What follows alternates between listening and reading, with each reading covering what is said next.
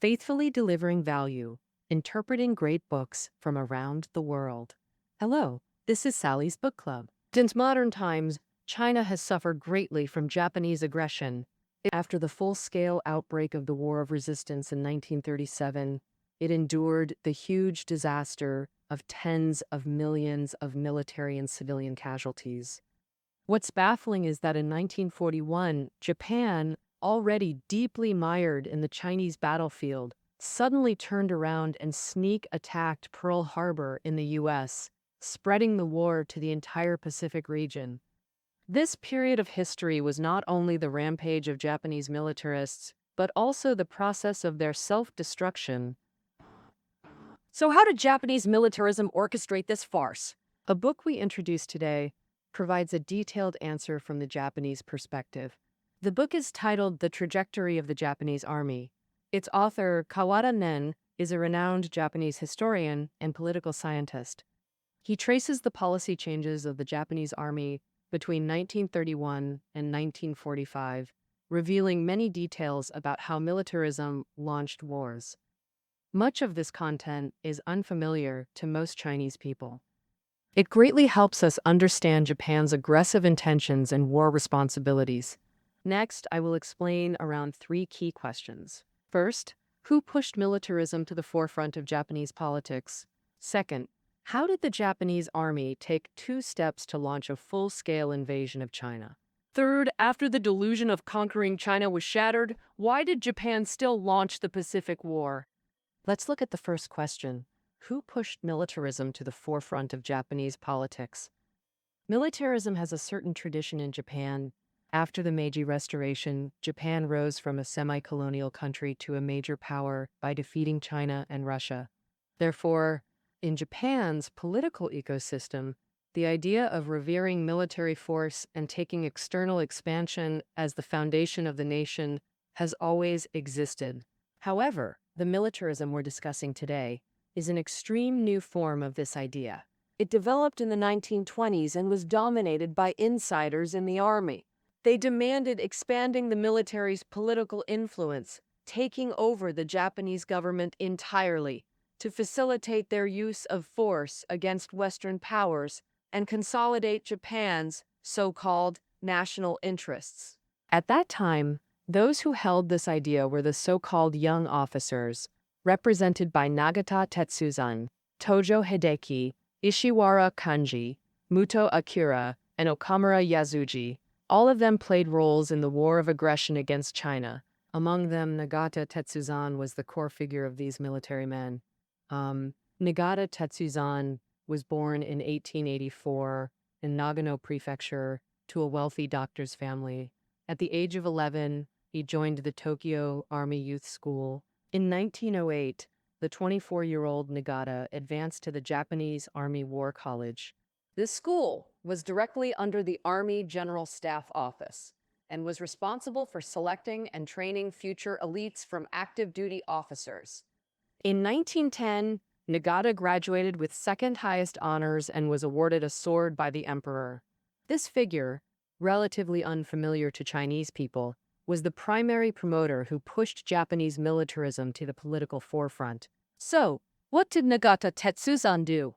There are 2 things that were most important. First, proposing the total mobilization system. Second, seizing internal dominance within the army. First, let's talk about the first thing he did, proposing the total mobilization system. During World War I, Nagata Tetsuzan resided in Europe.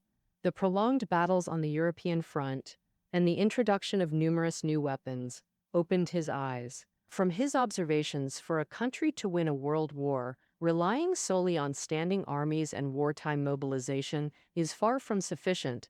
It must establish a national total mobilization system, harnessing the entire nation's manpower, resources, morale, and organizing armament production to engage in war with enemy nations.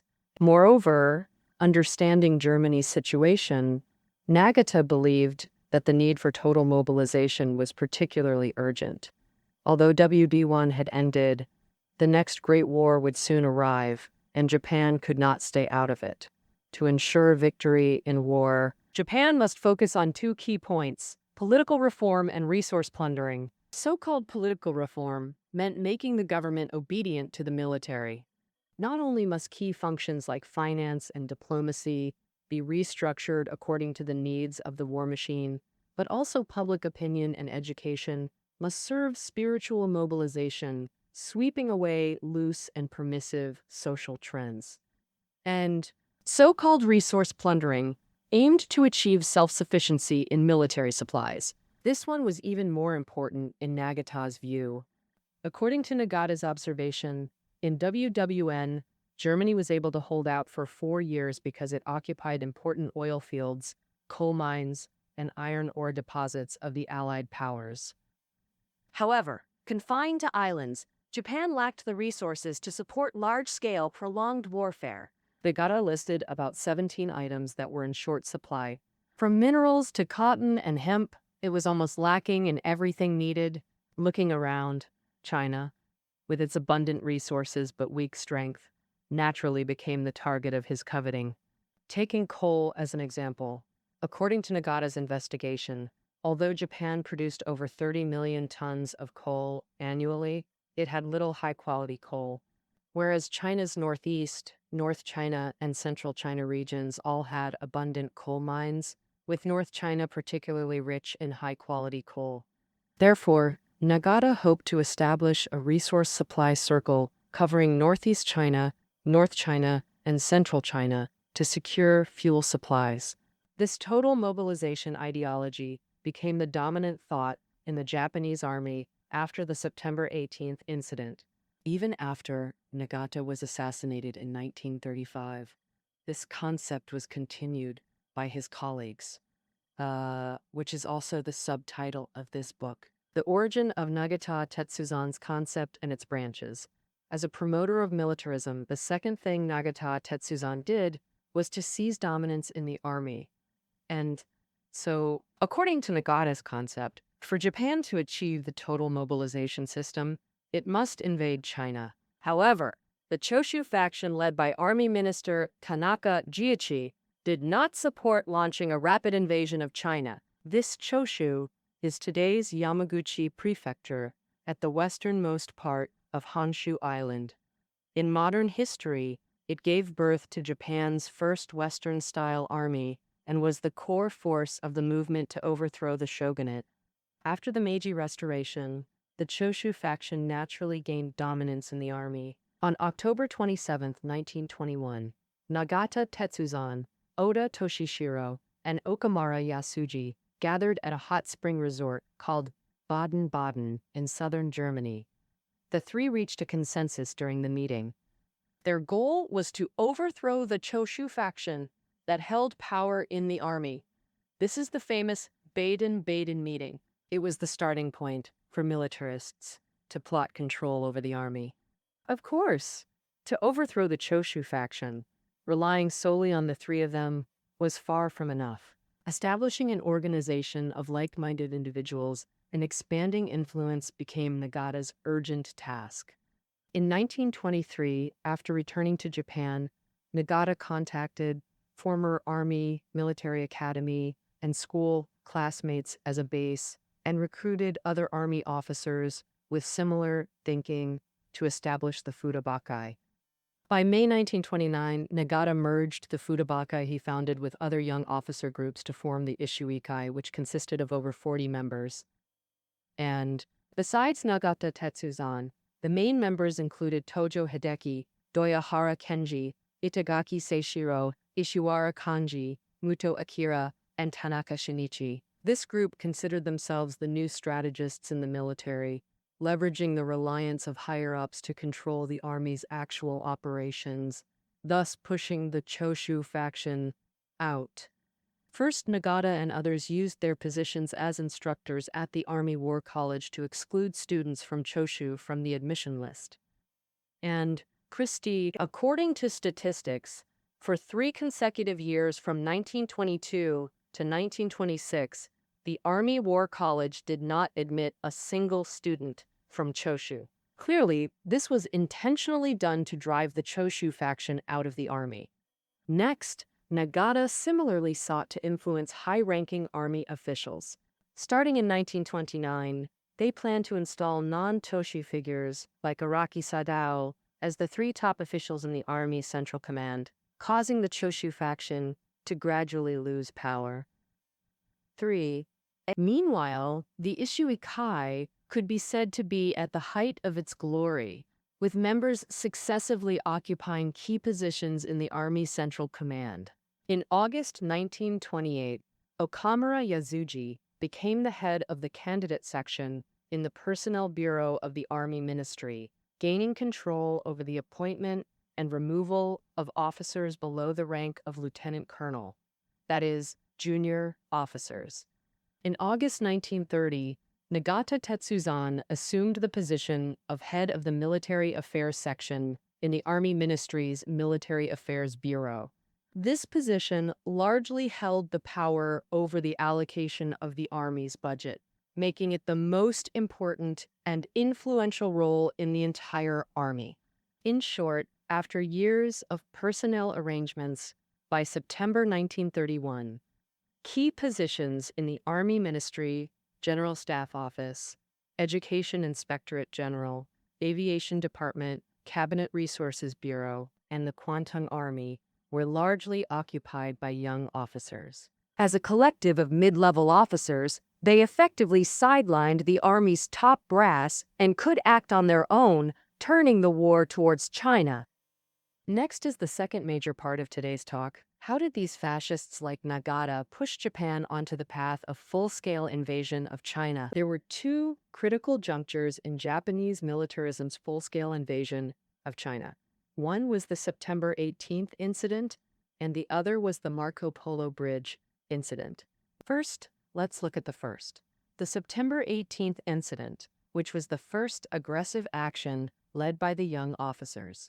It went through two meticulous processes: planning and execution. The planning was divided into three steps. First, members of the Ishuikai planned the strategy for invading northeast China. As early as 1928, the young officers held meetings focusing on the so-called Manchuria-Mongol problem, planning how to occupy China's northeast.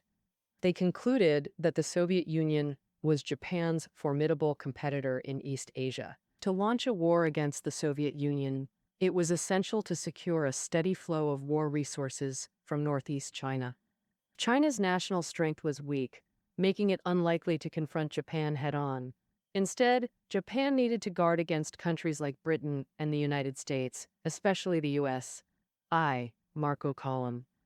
Because the United States might invoke the provisions of the 1922 Nine-Power Treaty that guaranteed China's sovereignty to intervene. Second step, the Army Central Command finalized the outline of the plan to send troops to northeast China. In March 1931, core members of the Intelligence Department of the General Staff Office drafted an annual situation assessment for the sixth year of the Showa era, 1931. The document specifically proposed a three-stage strategy for controlling northeast China. Stage 1, establish a pro-Japanese regime in the northeast. Stage 2, establish an independent state. Stage 3, directly implement annexation. In the drafting team of this document, the section chiefs and squad leaders in the Intelligence Department responsible for the Europe-America-China direction were all members of the Ishuikai. This document naturally reflected the intentions of the Ishuikai. On June 11, 1931, to discuss this situation assessment, the Army Ministry held a meeting of military section chiefs, with Nagata Tetsuzan, Okamura Yasuji, and others participating. The meeting ultimately formed the so-called Manchuria Problem Resolution Policy Outline on the 19th. To gain approval, the young officers in the outline could not be too radical. They accepted the Foreign Ministry's suggestion to temporarily ease relations with Zhang Shuiliang, the power broker in the northeast, and demanded that the Kwantung Army exercise restraint for the next year. But the implication was that after a year, the Kwantung Army would no longer need to restrain itself and could use force against China. It was this outline that pressed the countdown button for Japan to launch the September 18th incident. Next was the final step. The Kwantung Army unilaterally altered the plan, conspiring to accelerate the war's arrival. The Kwantung Army that accepted the outline had its own schemes. Kwantung Army Operations Chief of Staff Ishiwara Kanji and Senior Staff Officer Itaigaki Seishiro had long been planning the occupation of northeast China. As early as June 1929, Ishiwara drafted an action plan named the Kwantung Army's Plan to Occupy Manchuria, Mongolia. In September, he also published an article titled Private Views on the Manchuria-Mongol Problem, arguing that Japan's solution to the so-called Manchuria-Mongol problem was to turn it into our territory. So, in June 1931, as soon as the Kwantung Army received the outline, they immediately ignored the one-year deadline and impatiently moved the time for military action to late September of that year. Of course, as members of the Ishiwakai, Ishiwara, and others made this decision after communicating with Nagata Tetsuzan and others back home, the reason Nagata and others agreed to the one-year schedule initially was mainly to placate the army minister and others, and they didn't clarify to what extent force would be used. What is now that the Kwantung Army wanted to act early and Ishiwara and others leading it had set quite ambitious goals, they were naturally pleased to see it happen. Nagata Tetsuzan stated that since the Kwantung Army said it must be this autumn, they should heed the opinion from the field. Thus, the countdown for the originally one-year invasion of China was rapidly shortened to 3 months. Just as the Kwantung Army was formulating its action plan, the Nakamura Incident and Wanbaoshan Incident occurred successively in China in June and July of 1931, providing a crucial opportunity for the Kwantung Army to accelerate its actions. The so-called Nakamura Incident refers to Nakamura Shinjiro and others from the operations section of the Japanese General Staff openly violating international law by surveying military maps in the Shingon Mountains area of northeast China, where they were arrested and executed by Zhang Shuiliang's Northeast Army. The Wanbaoshan incident involved a dispute between Korean residents in Wanbaoshan and local farmers in northeast China. Japanese consulate police got involved, ultimately sparking an anti-Japanese wave in China. Japanese media widely reported these incidents, and the cabinet's attitude toward China hardened, preparing to use a small show of force to teach a lesson. China. The Kwantung Army then struck while the iron was hot, insisting on implementing the originally planned late September action. Just at this time, a telegram from the Japanese consulate in Shenyang to the foreign ministry caused them to further advance the action time. To smoothly implement the late September action plan, the Kwantung Army moved troops and commanders in advance. These unusual signs were quickly discovered by Japanese diplomatic officials in the Northeast. After learning of the Kwantung Army's action plan, they immediately reported it in early September. The Foreign Ministry stated that some young Kwantung Army officers were planning to launch an incident, and this report was quickly submitted to the cabinet. After discussion, the cabinet dispatched Tatekawa Yoshitsugu from the General Staff to northeast China to stop the Kwantung Army's actions. On September 14th, Tatekawa Yoshitsugu left Japan for the Kwantung Army in northeast China. Around 10:20 p.m. on September 18th, the Kwantung Army blew up the Lutiahu Railway, and the September 18th incident officially erupted. Next, the September 18th incident went through 3 phases of development with a core pattern. Young officers repeatedly escalated the situation, and after slight government resistance, they were forced to compromise and acknowledge the fait accompli.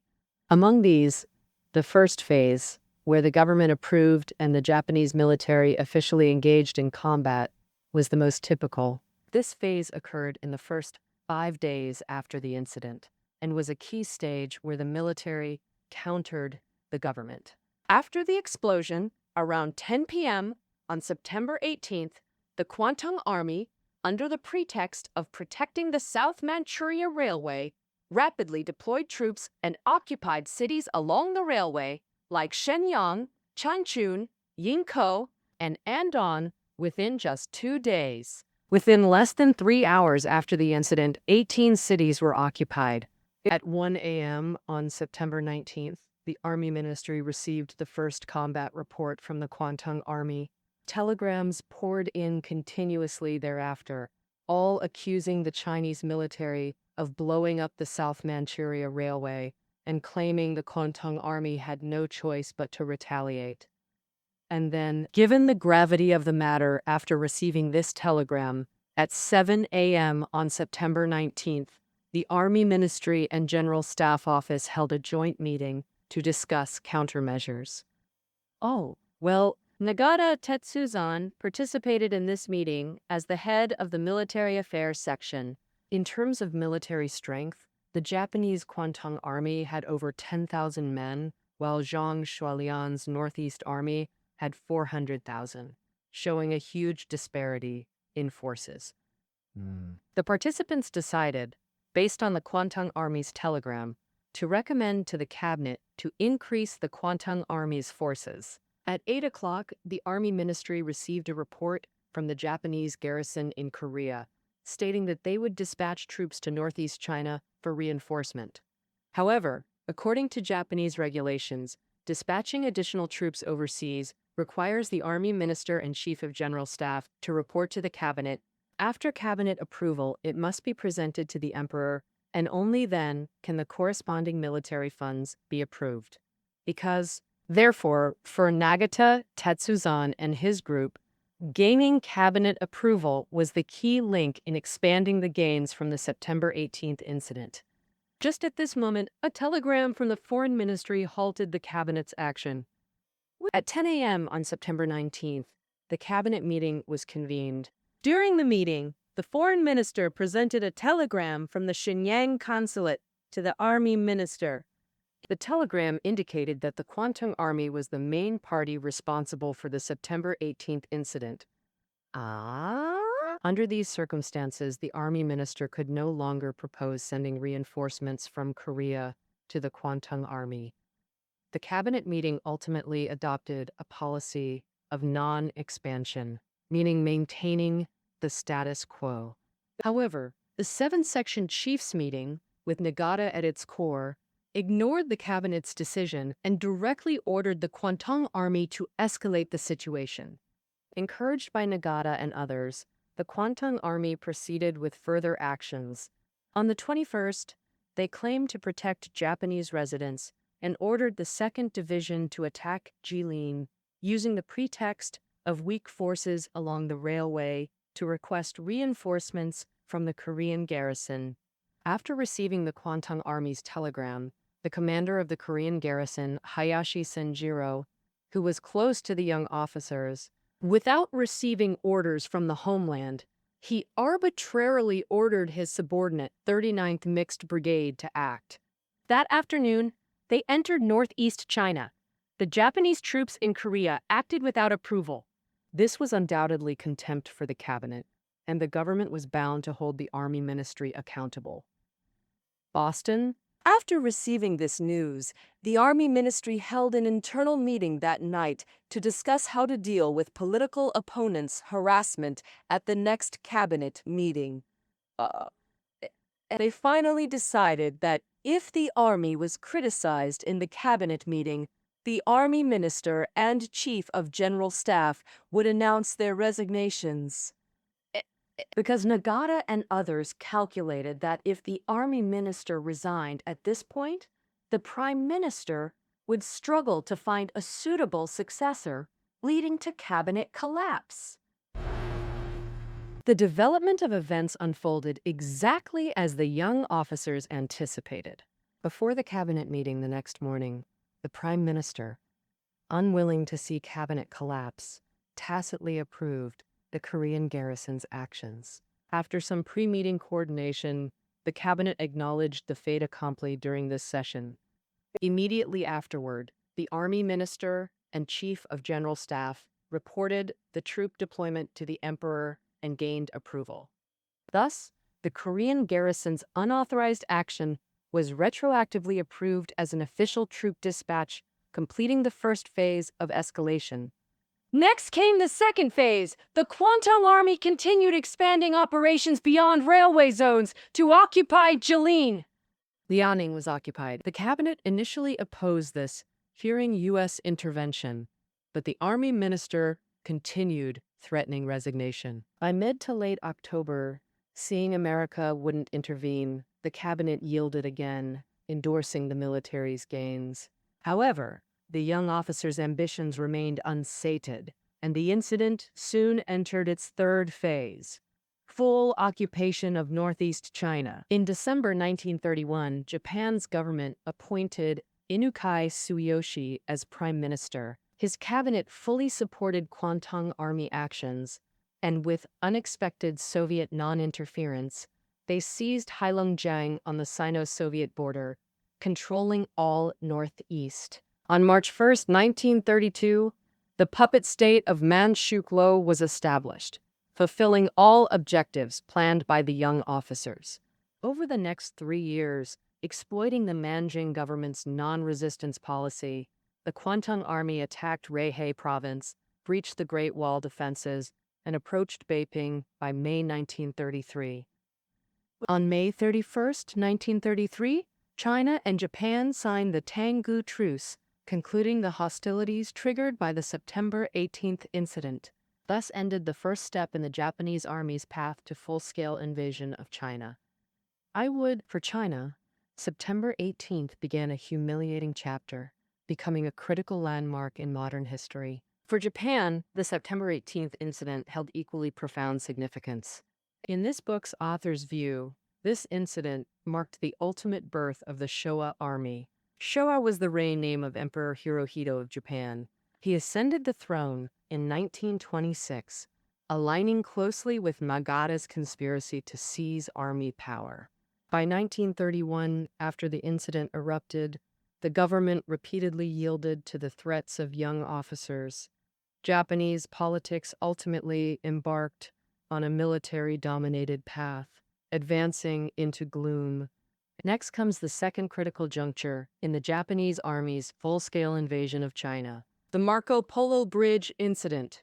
Occupying northeast China was only the first step for fascists like Nagata Tetsuzan to achieve their total war goals. China's North China and Central China regions were their next coveted targets. This is the second part of the full-scale invasion, the path to the Marco Polo Bridge incident.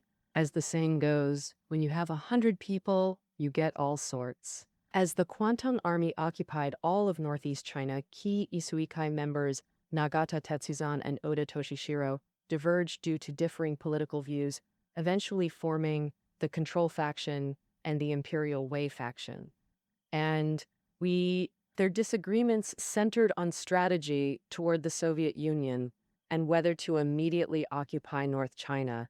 The Imperial WWII faction, represented by Oda Toshishiro, believed the Soviet Union remained a major threat to Japan. They argued Japan must attack the USSR immediately before it completed its second 5-year plan. The Control faction, led by Nagata, argued Japan should focus on building up Manchukuo and not immediately launch war against the Soviets. Regarding China policy, Oda Toshishiro advocated caution, not provoking China prematurely. Nagata believed Japan should occupy North China as soon as possible to secure resource supplies. After becoming head of the Army Ministry's Military Affairs Bureau, Nagata actively instigated the so-called Five Provinces Autonomy movement in North China. Disputes over Soviet and China policies intensified between the factions. On August 12, 1935, Nagata Tetsuzan was assassinated in his Army Ministry office, but he left behind many followers like Muto Akira, Ishiwara Kanji, Ikeda Sumihisa, and Okamura Yasuji. Muto Akira, then a senior clerk in the Army Ministry's Military Affairs section, and Ishiwara Kanji, head of the operations section in the General Staff Office, became key figures influencing the army after Nagata. They continued following Nagata's vision, making the occupation of North China their next target. Under Ishiwara and others' instigation, the so-called East Hebei Anti-Communist Autonomous Government was established in North China by late 1935. Subsequently, a series of changes in European politics accelerated Japan's pace in launching the North China Incident. In March 1936, German troops entered the demilitarized zone stipulated by the Treaty of Versailles. In May 1936, Italy annexed Ethiopia, suddenly tensing the European situation and bringing the world to the brink of war. Under these circumstances, Muto Akira and others believed Japan urgently needed to occupy North and Central China to achieve resource self-sufficiency. After meticulous deployment by Japanese forces in North China, on July 7, 1937, Japanese troops provoked an incident in Beiping, leading to the Marco Polo Bridge incident. However, regarding the Marco Polo Bridge incident, Ishiwara Kanji, then head of the Operations Department, disagreed with Operations Section Chief Muto Akira and Military Section Chief Tanaka Shinichi. After learning of the incident, Ishiwara advocated containing the situation to Beiping and Tianjin, believing Japan should focus on strengthening Manchukuo. Before completing Soviet war preparations, Japan should avoid provoking China and not commit excessive forces against China. Although he agreed to send reinforcements to North China, his primary goal was stabilizing the situation. Muto Akira and others argued Japan should exploit Chinese weakness and Soviet command disruptions to seize all 5 North China provinces. Muto confidently claimed that deploying 3 divisions would make North China surrender without resistance. Since most mid-level staff officers supported Muto, Ishiwara couldn't prevent the escalation. Based on this, Japan dispatched 3 divisions to North China on July 27th, occupying Beiping and Tianjin by the 29th. With these reinforcements, Japanese forces in North China reached 200,000 troops, marking the start of full-scale invasion. With the curtain raised, China had no retreat. Chiang Kai-shek resolved to unite with communists for total resistance. To demonstrate resistance resolve, China's government relocated to Chongqing. Meanwhile, Japan's superior forces swept through North, Central, and South China within a year. By late October 1938, Japan occupied Wuhan and Guangzhou. China's vast territory forced massive troop deployments from Japan. By July 1938's end, Japan deployed 9 divisions to Manchuria, Korea, 9 to North China, 14 to Central China, leaving only 2 in Japan. As war continued, Japan's troop deployments became piecemeal, dripping oil tactics. Even though Japan later chose to transfer soldiers from reserve and backup forces to China, it still wasn't enough to meet the demands. Thus, Japan's plan for a quick victory went up in smoke.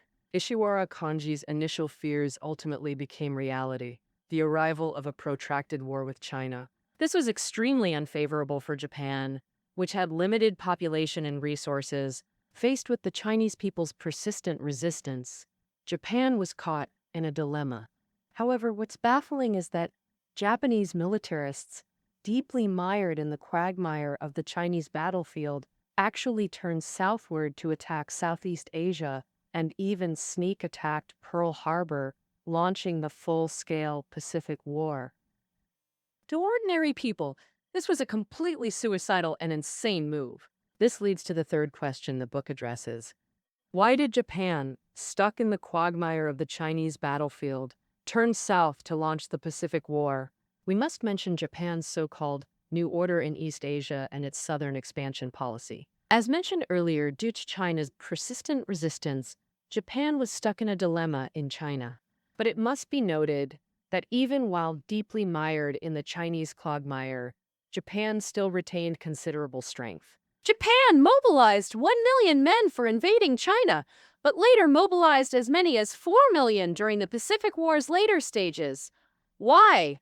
Because according to Nagata Tetsuzan's vision, Invading China was merely to seize resources, while their true goal was preparing for the next world war.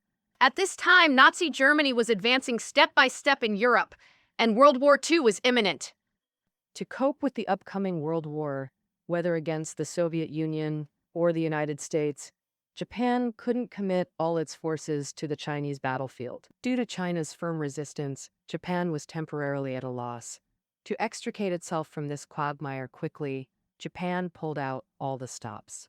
For example, it secretly negotiated with Chiang Kai-shek's government and supported puppet regimes, but these efforts largely failed. To legitimize its aggression, the then-ruling Kone Fumimaro cabinet introduced the so-called New Order in East Asia, rebranding the invasion from countering Chinese anti-Japanese sentiment to building a new East Asian order. On December 22, 1938, Konoe Fumimaro publicly outlined this policy, demanding troop stationing, reparations, and resource extraction from China, while restricting Western economic activities, aiming to reduce China to a Japanese vassal. The introduction of the new order subsequently provoked strong reactions from the U.S. and Britain. Besides protesting, they also took substantive actions to retaliate.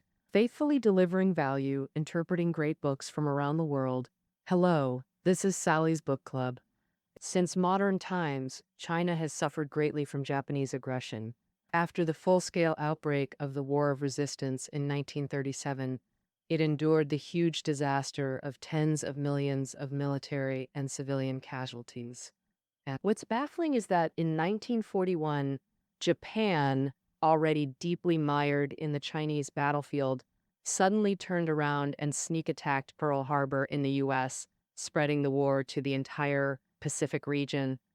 This period of history was not only the rampage of Japanese militarists, but also the process of their self-destruction. So, how did Japanese militarism orchestrate this farce? A book we introduced today provides a detailed answer from the Japanese perspective. The book is titled The Trajectory of the Japanese Army. Its author, Kawada Men, is a renowned Japanese historian and political scientist. He traces the policy changes of the Japanese army between 1931 and 1945, revealing many details about how militarism launched wars. Much of this content is unfamiliar to most Chinese people. It greatly helps us understand Japan's aggressive intentions and war responsibilities. Next, I will explain around 3 key questions. First, who pushed militarism to the forefront of Japanese politics? Second, how did the Japanese army take 2 steps to launch a full-scale invasion of China? Third, after the delusion of conquering China was shattered, why did Japan still launch the Pacific War? Let's look at the first question. Who pushed militarism to the forefront of Japanese politics? Militarism has a certain tradition in Japan. After the Meiji Restoration, Japan rose from a semi-colonial country to a major power by defeating China and Russia. Therefore, in Japan's political ecosystem, the idea of revering military force and taking external expansion as the foundation of the nation has always existed. So, however, the militarism we're discussing today is an extreme new form of this idea. It developed in the 1920s and was dominated by insiders in the army. They demanded expanding the military's political influence, taking over the Japanese government entirely to facilitate their use of force against Western powers and consolidate Japan's so-called national interests. And at that time, those who held this idea were the so-called young officers, represented by Nagata Tetsuzan, Tojo Hideki, Ishiwara Kanji, Muto Akira, and Okamura Yasuji. All of them played roles in the war of aggression against China. Among them, Nagata Tetsuzan was the core of these military men. Nagata Tetsuzan was born in 1884 in Nagano Prefecture to a wealthy doctor's family. At the age of 11, he joined the Tokyo Army Youth School. In 1908, the 24-year-old Nagata advanced to the Japanese Army War College. This school was directly under the Army General Staff Office and was responsible for selecting and training future elites from active duty officers. In 1910, Nagata graduated with second highest honors, and was awarded a sword by the emperor. This figure, relatively unfamiliar to Chinese people, was the primary promoter who pushed Japanese militarism to the political forefront. So, what did Nagata Tetsuzan do? There are two things that were most important. One, first, proposing the total mobilization system. Second, seizing internal dominance within the army. First, let's talk about the first thing he did. Proposing the total mobilization system. During World War I, Nagata Tetsuzan resided in Europe. The prolonged battles on the European front and the introduction of numerous new weapons opened his eyes. From his observations, for a country to win a world war, relying solely on standing armies and wartime mobilization is far from sufficient. It must establish a national total mobilization system, harnessing the entire nation's manpower, resources, morale, and organizing armament production to engage in war with enemy nations. Moreover, understanding Germany's situation, Nagata believed that the need for total mobilization was particularly urgent. Although WWII had ended, the next Great War would soon arrive, and Japan could not stay out of it. To ensure victory in war, Japan must focus on two key points: political reform and resource plundering. So-called political reform meant making the government obedient to the military. Not only must key functions like finance and diplomacy be restructured according to the needs of the war machine, but also public opinion and education must serve spiritual mobilization, sweeping away loose and permissive social trends. So-called resource plundering aimed to achieve self-sufficiency in military supplies. This one was even more important in Nagata's view. According to Nagata's observation, in WWII, Germany was able to hold out for 4 years because it occupied important oil fields, coal mines, and iron ore deposits of the Allied powers. However, confined to islands, Japan lacked the resources to support large-scale prolonged warfare. Nagata listed about 17 items that were in short supply. From minerals to cotton and hemp, it was almost lacking in everything needed. Looking around, China, with its abundant resources but weak strength, naturally became the target of his coveting. Taking coal as an example, according to Nagata's investigation, although Japan produced over 30 million tons annually, it had little high-quality coal. China's northeast, North China, and Central China regions all had abundant coal mines, with North China particularly rich in high-quality coal. Therefore, Nagata hoped to establish a resource supply circle covering Northeast China, North China, and Central China to secure fuel supplies. This total mobilization ideology became the dominant thought in the Japanese army after the September 18th incident. Even after Nagata was assassinated in 1935, this concept was continued by his colleagues, which is also the subtitle of this book, The Origin of Nagata Tetsuzan's Concept and Its Branches. As a promoter of militarism, the second thing Nagata did was to seize dominance in the army. According to Nagata's concept, for Japan to achieve the total mobilization system, it must invade China. However, the Choshu faction led by Army Minister Tanaka Jichi did not support launching a rapid invasion of China. This Choshu is today's Yamaguchi Prefecture, at the westernmost part of Honshu Island. In modern history, it gave birth to Japan's first Western-style army and was the core force of the movement to overthrow the shogunate. After the Meiji Restoration, the Choshu faction naturally gained dominance in the army. Although the Soviet Union was struggling on the Western Front against Germany, it didn't withdraw large forces from the Far East. This means the Soviets consistently maintained sufficient forces in the Far East to counter any Japanese attack. Under these circumstances, on August 9th, the General Staff abandoned plans to declare war on the Soviet Union that year. Thus, the imminent war between Japan and the Soviet Union temporarily halted. The General Staff abandoned war plans against the Soviets, not only due to their Far Eastern forces, but also because of direct connections to the United States. On July 28, 1941, Japan occupied southern French Indochina, today's southern Indochina Peninsula. building air bases targeting Malaysia, Singapore, and Indonesia. However, Japan's actions triggered strong reactions from the United States. On August 1st, the U.S. initiated a comprehensive oil embargo against Japan. This was America's third and ultimate warning to Japan. Why was the U.S. so sensitive about Japan's occupation of southern Indochina at this time? Because Japan's occupation severed supply routes from Asian colonies to Britain, potentially causing Britain's collapse. If Britain succumbed to Germany, the U.S. would lose its foothold in Europe, endangering its own security. Due to the U.S. oil embargo, Japan couldn't sustain a full-scale attack on the Soviet Union with its existing oil reserves. Oh, Patreon, why did you kill her? Under these circumstances, Japan had to accelerate its advance into Malaysia, Singapore, etc., to directly control oil resources and avoid American strangulation. At this point, Japan had no choice but to go to war with Britain and America. On August 9, 1941, the General Staff formulated the Imperial Army Operations Outline, deciding to prepare for war with Britain and America by late November.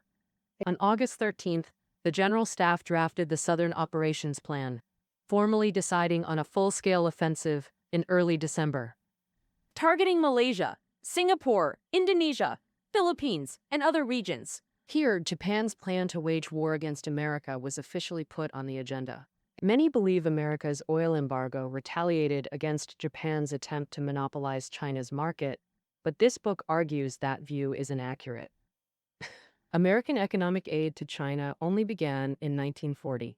Before the late 1930s, U.S. exports to Japan were 7 times those to China. The U.S. government wouldn't risk total war with Japan just to protect the Chinese market.